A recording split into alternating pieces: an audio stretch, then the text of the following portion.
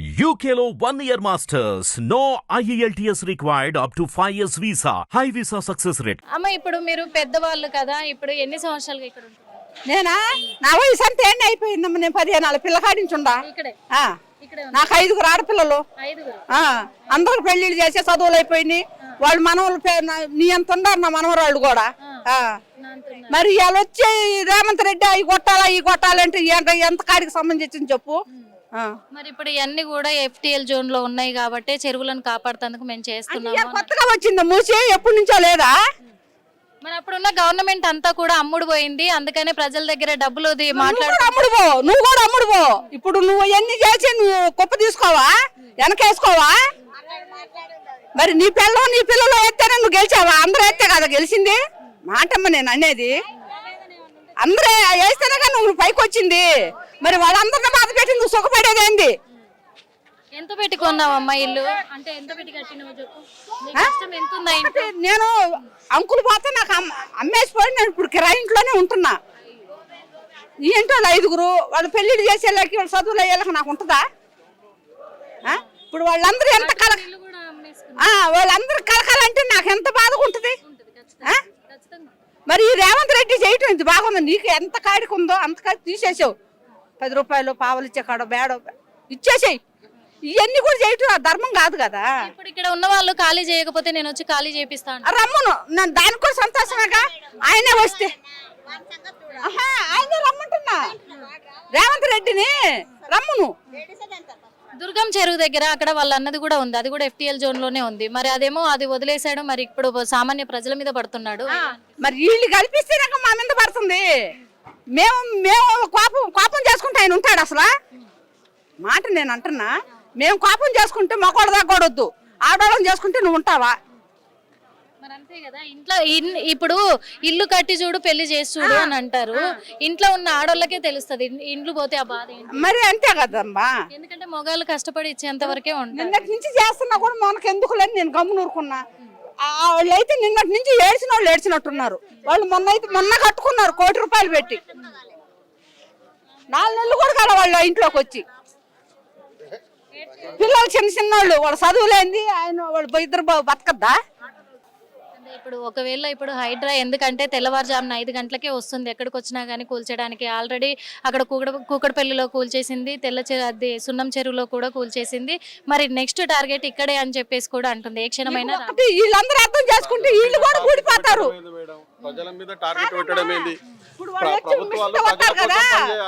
మనుషులు కూడా కూడిచేసి పమ్మను. ఇళ్ళ మీద ఇళ్ళకి మేము కూడా పడుకుంటాము, మా మీద తొక్కిచ్చేసి పమ్మను.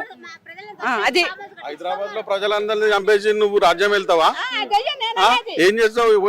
ఎప్పుడు టీవీలలో చూసేది తాలిబాన్ రాజ్యం అనేది. నిన్ను చూస్తే తాలిబాన్ చూసినా భయం వేస్తుంది మాకు. అసలు తెలంగాణలో ఉండాలన్నా చనిపోవాలని కూడా తెలుసలేదు. నిన్ను చూస్తేనే భయం అవుతుంది. ఇప్పుడు రేవంత్ రెడ్డి అనే పదమే మాకు భయంగా మారింది. ఇప్పుడు హైడ్రాని అడ్డుకోవడానికి కూడా మీరు వెళ్తే కూడా ప్రజలు పోరాటం చేస్తుంటే కూడా మరి పోలీసులు కూడా మిమ్మల్ని ఆపుతున్నారు. ఏమో మేడం, ఆ రాజకీయం మాకు తెలియదు కదా. ప్రజల గురించి ఆలోచిస్తలేడు ఆయన, రాజకీయం గురించి ఆయన ఆలోచిస్తుండు. ఇక ఏమో మేడం ఏం చెప్తారు. ఇక ఆయన ఇచ్చిన జీతం తీసుకునే వాళ్ళు మాయాల మనుషులే. వాళ్ళకి పిల్లలు ఉన్నారు. రేవంత్ రెడ్డి వచ్చి ఏదో చెప్పి పమ్మును. మరి దీనిపైన హైడ్రాకి మెయిన్ ముఖ్య సూత్రధారి రంగనాథ్ గారు. మరి రంగనాథ్ గారు ఎందుకు తెలియదమ్మా? రంగనాథ్ ఎవడు నాకు వచ్చాడా ఇక్కడికి? ఆయన ఎవరు నాకు తెలియదు. అదే కదా నిన్న ఎవరు వచ్చారు ఇక్కడికి? ఎవరు వచ్చారు? ఎవరు రాలే. నిన్న వచ్చి ముందు చూసిపోయారంట. ఎవరు రాలే నిన్న. వచ్చిరా? నిన్న ఎవరు రాలేరు.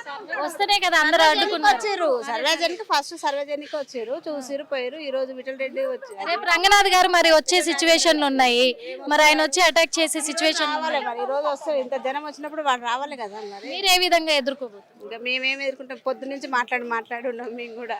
ప్రజలకి న్యాయం చేయాల్సిన అయిన ముఖ్యమంత్రి గారే మరి ప్రజల పట్లనే ఇంత నిర్మానుష్యంగా కూడా ప్రవర్తిస్తున్నారు. ఎందుకంటే ప్రజలు ఎంచుకుంటేనే ముఖ్యమంత్రి అయ్యాడు ఆయన. మరి ప్రజలు ఎంచుకున్నప్పుడు ప్రజల యోగక్షేమాలు కాపాడాల్సిన ఆయన మరి ప్రజల్ని రోడ్డు మీద ఈడుస్తున్నాడు. గొప్పల్లోనేమో బిల్డింగ్లలో పెట్టి కాపాడుతూ ఉన్నాడు. మరి ఇది ఎక్కడ న్యాయము అని కూడా ఈ రోజు అయితే అందరు ఇక్కడే ఉన్నారు. మరి ఏ టైంలోనైనా బుల్డోజర్లు రావచ్చు, హైడ్రా రావచ్చు. వచ్చిన సిచ్యువేషన్లో మాత్రం ఎలాంటి ఈ విధంగానైనా మేము ఎదుర్కోవడానికి సిద్ధంగా ఉన్నాము. మా ఇండ్లను మేము కాపాడుకోవడానికి సిద్ధంగా ఉన్నాము. మా ఇండ్లను కూల్చివేయాలి అనుకుంటే ఆ ఇండ్లలోనే మేము ఉంటాము. మా ఇండ్లతో పాటు మమ్మల్ని కూడా పూర్తి చేయాలి. ఇక్కడ ధైర్యం ఉంటే ఆ పని చేయాలి సీఎం రేవంత్ రెడ్డి, లేకపోతే ఇక్కడికి రావాలి, మాతో కూర్చోవాలి, మాట్లాడాలి అని చెప్పేసి కూడా ఇక్కడ ప్రజలైతే వాళ్ళ ఆవేదనని కూడా వాళ్ళు వ్యక్తం చేస్తున్నారు. అంతేకాదు ఎందుకంటే ఇప్పటికీ కూల్చిన ఇండ్లు కూడా ఉన్నాయి. పలు చోట్ల కూడా హైదరాబాద్ నగరంలో మనం చూసాము. మొన్నటి వరకు కూడా వాళ్ళు ఎట్లాగో అన్యాయం అయిపోయారు, మాలాగే ఇంకా చాలా మంది అన్యాయం అయిపోయే పరిస్థితులను కూడా మరి తీసుకొస్తున్నారు సీఎం రేవంత్ రెడ్డి గారు. మరి ఈ హైడ్రా అనే ఒక వ్యవస్థని ఇక్కడ నిర్మించడం అనేది మాకు నచ్చట్లేదు. ఇంకొక విషయం ఏంటంటే మరి హైడ్రాకి సంబంధించిన ఆ హైడ్రాది కూడా ఆఫీసు మరి బఫర్ జోన్లోనే ఉంది. హైడ్రా ఆఫీసు బఫర్ జోన్ లో ఉంది. ఎన్టీఆర్ సమాధి FTL లో ఉందంట. మరి ఎన్టీఆర్ సమాధి తీసేస్తారా? చెప్పండి, మీకు దమ్ముంటే ఫస్ట్ ఎన్టీఆర్ సమాధి తీసేయండి. ఛాలెంజ్ విసురుతున్న ముఖ్యమంత్రి రేవంత్ రెడ్డి గారు. మిమ్మల్ని గెలిపించుకున్నది కేసీఆర్ కంటే ఎక్కువ ఇస్తా అంటేనే గెలిపించుకున్నాం. రాష్ట్రంలో మీరు డబ్బులు ఎక్కువ ఇస్తారేమో అని ఆశపడి మిమ్మల్ని ఓటేస్తే ఈ రోజు మాకు చావును చూపిస్తున్నారు మీరు. ఇదే ముఖ్యమంత్రి అంటే ఎవరైనా చావును చూపిస్తారా? ఇప్పుడు ఫాతిమా కాలేజ్ ఉంది. ఆ ఫాతిమా కాలేజ్కి కావచ్చు, అలాగే సీఎం రేవంత్ రెడ్డి గారు అన్న ఇల్లు ఉంది, అక్కడ కావచ్చు, మల్లారెడ్డి కాలేజ్లకి అన్నిటికీ నోటీసులు ఇచ్చారు. కానీ ఇప్పటి వరకు కూడా అవి టచ్ చేయలేదు, ఇప్పటి వరకు అవి కూల్చట్లేదు. కానీ ఎలాంటి ఇన్ఫర్మేషన్లు లేకుండా మరి మిగతా వాళ్ళకి సమ్మేరియాలో కూల్చడం ఇది న్యాయం కాదు కదా. మెయిన్ ఏరియాలు ఉన్నాయి పెద్ద పెద్దవి. ఇప్పుడు జిహెచ్ఎంసీ ఆఫీస్ ఉంది, అది కూల్చలేదు. ఇప్పుడు ట్యాంక్ బండి పక్క బట్టి ఎన్ని ఉన్నాయి, నక్లెస్ రోడ్లో ఉన్నాయి, ఇవన్నీ కూల్చాలి కదా. అదే అర్థం కావట్లేదు. పేదలు ఓట్లేస్తారు, తప్పు పని చేసారు. మెయిన్ ఏంటంటే ఫస్ట్ ఆఫ్ ఆల్ ఏంటంటే పేదలు ఓటేయడం చాలా తప్పు. మరి ఓట్లు ఆడేటప్పుడు మీ ఇల్లు కూల్స్తాం మాకు ఓటే అంటే ఒక్కరు కూడా వేయపోవు. అర్థమైందా? ఒక్కరు కూడా ఓటేయపోవు. చెప్పాలి కదా. గెలిచినాక ఇది చేయడం ఏంది? ఇప్పుడు ఈ ప్రజలందరూ ఒకటి మేడం, ఈ ప్రజలందరూ తలుచుకుంటే ముఖ్యమంత్రి సీట్లో ఉండడు కదా. మరి ఇప్పుడు ప్రజలందరూ ఓట్లేసి గెలిపించారు. గద్దె దింపాలన్నా కూడా ప్రజలే, నిలబెట్టాలన్నా ప్రజలే. మరి ప్రజలను తీసి రోడ్డు మీద వేస్తే ముఖ్యమంత్రి ఎక్కడిది, హోదా ఎక్కడిదిగా? మరి ఇదంతా చేసేది కూడా ప్రజల మంచి కోసమే చేస్తున్నారు. ఏది మంచి కోసం? ఏది ఇప్పుడు వచ్చి మంచి ఎందుకు అవుతుంది మేడం? ప్రజలపైన దాడి, సామాన్యుల పేద రోజు తన పుట్టకుట్టి కోసం పిల్లలు చదువుకోవడం, బతకడానికి హైదరాబాద్కి వచ్చి ఏదో 20-30 సంవత్సరాలు పనిచేసి కొనుక్కున్న వాళ్ళపైన మీరు దాడి చేస్తుండేది. అక్రమ కట్టడాలు. ఏ అక్రమ కట్టడాలంటే మీరు 30 సంవత్సరాలు 50 సంవత్సరాలు స్వాతంత్రం వచ్చిన నుంచి మీ గవర్నమెంట్లు ఉన్నాయి కదండి. అప్పుడు లేని గవర్నమెంట్ నువ్వు ఒక్కనే గవర్నమెంటా? రేవంత్ రెడ్డి ఒక్కడే గవర్నమెంటా? వాళ్ళకి తెలియదా? వాళ్ళు ఇచ్చారు కదా, ఫస్ట్ వాళ్ళపైన ఎంక్వైరీ కమిషన్ వేయండి. పేదవాళ్ళ ప్రాణాలు తీయడం ఎందుకు? అదే ప్రభుత్వాలు అంటే ప్రాణాలు కాపాడాలి. కానీ మీ ఆసుపత్రులు ఆటేటోళ్ళని చూసినా కానీ మీరు ప్రాణాలు తీసే ముఖ్యమంత్రి మిమ్మల్ని చూస్తున్నాం. మొట్టమొదటిది ఎంతో మంది ముఖ్యమంత్రులు, మీ అంత రాక్షస ముఖ్యమంత్రి మేము అయితే ఎప్పుడు చూడలేదు. అంటే ఇప్పుడు పేదోళ్ళే ఈ పనులు చేసుకునే వాళ్ళే అక్రమంగా తక్కువకి వస్తుంది కదా అని కొనుక్కొని కట్టుకున్నారు. అందుకే అక్రమ కట్టడాలు కూల్చివేస్తారు. పర్మిషన్ ఇవ్వకూడదు, తక్కువకి వస్తుందని అన్నారు. మరి అప్పుడే పర్మిషన్ ఇవ్వకుండా వేరే కాడన్నా తీసుకుంటారు కదా వీళ్ళు. అంత కర్మ ఏమొచ్చింది, తక్కువ వస్తుందని తీసుకున్నారు. మీరు పర్మిషన్ ఇస్తేనే కదా తీసుకుంది. ఇప్పుడు తక్కువకి వస్తుందని చెప్పేసి మీరు తీసుకున్నారు, అక్రమ కట్టడాలని అన్నారు. ఇప్పుడు చాలా మంది కోట్లు పెట్టి ఎమ్మెల్యేలు, ఎంపీలు కూడా మరి వాళ్ళు కూడా కట్టుకున్నారు కదా. ఇప్పుడు వాళ్ళని ఏమనకుండా వచ్చి పేదోళ్ళని తీసి రోడ్డు మీద ఇస్తే వాళ్ళు ఎక్కడ పోవాలి? డీసీఎం తీసుకొచ్చారు. బలవంతంగా సామాన్లు వేసి తీసుకుపోతారా? డీసీఎంలు వచ్చినాయి, ఒక 50 డీసీఎంలు ఉన్నాయి అక్కడ. ఇక అన్ని ఇండ్లు ఖాళీ చేయించడానికి తీసుకొచ్చారు. అవును, అన్ని ఖాళీ చేయించడానికే తీసుకొచ్చారు. సామాన్లు వేసుకపోయి ఆ డబుల్ బెడ్రూమ్ ప్లాట్లు అట దాంట్లో వేస్తాను అంటున్నారు. ఎక్కడో జంగల్ వేస్తే ఉపాధి మొత్తం ఇక్కడ ఉంది. జంగల్ వేస్తే పోయి అక్కడ పోయి ఏం చేస్తారు? ఇచ్చేదానికి ఎక్కడ రెడీలో ఉన్నాం మేము? రెడీలు ఉంటే ఇవన్నీ ఎందుకు అవుతాయి? వద్దని ఇప్పుడు ఏంటంటే కష్టపడి ఈ ఊర్లలో ఉన్నాయి అన్ని అమ్ముకొచ్చి ఇక్కడ కట్టుకొని సిటీలో పిల్లల చదువు కోసానికి, జాబ్ కోసానికి వచ్చి ఇక్కడ కట్టుకున్నాం. ఇవి కూడా తీసేస్తాయి. ఎక్కడ పోవాలి? ఊర్లో లేదు. ఇప్పుడు ఇక్కడ లేకపోతే ఇక్కడికి పోతారు. సీఎం ప్రజలను కాపాడుతారని సీఎం ఎన్నుకున్నారు. ప్రజలను తీసి ఈ ప్రభుత్వం మాకు వద్దు, మళ్ళా మాకు ఎలక్షన్లు పెట్టండి. దయచేసి మాకు ఎలక్షన్లు పెట్టండి.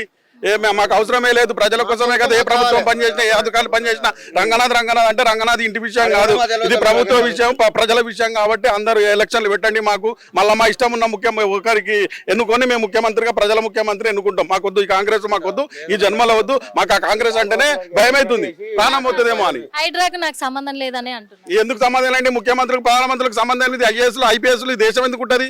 వాళ్ళే కదా చట్టాలు చేసేది. అసెంబ్లీలు పార్లమెంట్ లో చట్టాలు చేస్తే కానీ ఐఏఎస్ ఐపీఎస్ ఆఫీసర్లు చట్టం చేయరు కదా, అధికారులు చట్టం చేసే దేశం మనది కాదు కదా. ప్రధానమంత్రులు అసెంబ్లీలు పార్లమెంట్లు చేసాయి చట్టాలు. రంగనాథ్ ఏం చేస్తాడండి? రంగనాథ్ ఇప్పుడంటే ఇప్పుడు ట్రాన్స్ఫర్ చేయొచ్చు, 2 నిమిషాల్లో ట్రాన్స్ఫర్ చేసేయండి ఆయనను, వద్దన్నమా? ఈ హైడ్రాని డిపార్ట్మెంట్ మొత్తం రద్దు చేయండి. ఇప్పుడు ఏం చేస్తుంది? ఇప్పుడు కాంగ్రెస్ ఉంది, హైకమాండ్ ఉంది, వాళ్ళు చేయండి, వీళ్ళు ఏం చేస్తారు? వాళ్ళు చెప్తారు కదా చేసేది, వాళ్ళు కూడా గమ్ము ఊకుంటారు, వాళ్ళు కూడా గమ్మనే ఊకుంటారు. వాళ్ళు ముఖ్యమంత్రి గారు రంగనాథ్ చేస్తుండ అంటే ఇది తాలిబాన్ రాజ్యంలో కనిపిస్తుంది నాకు. అంటే మనకు ప్రజాస్వామ్యం లేదమ్మా, డెమోక్రాటిక్ కంట్రీ కాదా ఇది? ఈయన ఓటు వేసి ఎన్నుకోలేదా మిమ్మల్ని? మేము రంగనాథ్ ఎన్నుకున్నామా? రంగనాథ్ అనేవారు అధికారి అని ట్రాన్స్ఫర్ చేయండి, సస్పెండ్ కూడా అవసరం లేదు, ట్రాన్స్ఫర్ చేయండి వేరే దగ్గరికి. హైడ్రా అనే డిపార్ట్మెంట్ రద్దు చేయండి. ప్రజలు చచ్చిపోతున్నాం, ప్రజలు లేకుంటే నువ్వు రాజ్యం ఏడెళ్తావు? పీన్గల మీద బొద్దలగడ్డల మీద నువ్వు ముఖ్యమంత్రి వాడు బొందలగడ్డల మీద కూర్చుంటావా? వచ్చి ప్రజలు ఏంది రాజ్యం ఏం చేస్తావు? కేవలం డబ్బున్నోళ్ళకే ముఖ్యమంత్రివా? మళ్ళీ రజాకాల పాలన వచ్చింది. రజాకాల పాలన కాదండి, తాలిబాన్ పాలన. ఎప్పుడో మేము టీవీలో అయినది నార్త్ కొరియా అధ్యక్షుడు కిమ్ జిబాన్ ఇనది, మీరు కిమ్ లా కనిపిస్తున్నారు మాకు. నార్త్ కొరియా అధ్యక్షుడు కంటే ఘోరంగా ఉన్నారు మీరు. ఈయనది టీవీలలో మేము చూసేది నార్త్ కొరియా అట్లుంటదంట, తాలిబాన్ ఇట్లుంటది అంటే. ఇప్పుడు హైదరాబాద్ లో దిల్చున్నారు, కొత్తపేటలో మేము చూస్తున్నాం నార్త్ కొరియా పరిపాలన, తాలిబాన్ల పరిపాలన మా కళ్ళకు కనబడుతుందండి. ఇలాంటి ముఖ్యమంత్రి మాకు వద్దు, మాకు ఎలక్షన్లు పెట్టండి, మాకేమద్దు, ఓడగొట్టుకుంటాం మేము, ఎవరినైనా గెలిపించుకుంటాం, మాకు ఎలక్షన్లు కావాలి, వెంటనే ఎలక్షన్లు కావాలి. హిట్ టీవీ యాప్ ని డౌన్లోడ్ చేసుకోండి. ఇందులో short news, live news, entertainment movies అన్ని అవైలబుల్ గా ఉన్నాయి. Please download hit TV app. Hit TV app hit TV app ని ఫ్రీగా డౌన్లోడ్ చేసుకోండి.